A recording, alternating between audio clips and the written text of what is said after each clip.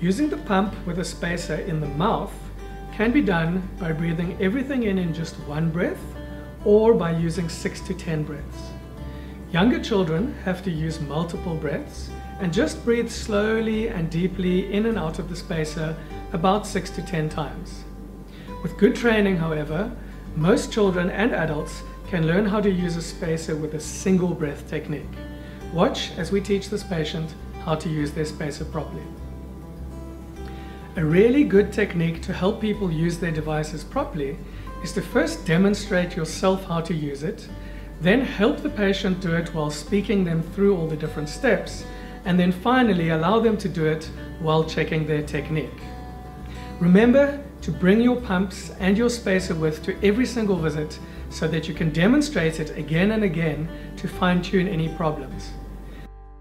Shake the pump, remove the cap, put it in the spacer. Put the spacer in your mouth with your lips tightly sealed and your tongue out of the way. Breathe out fully into the spacer. This removes all the stale air from your lungs and makes space for new air with medication. When your lungs are completely empty, breathe in slowly but deeply so the medication goes as deep as possible into your lungs. Hold your breath for 10 seconds, then breathe out through your nose.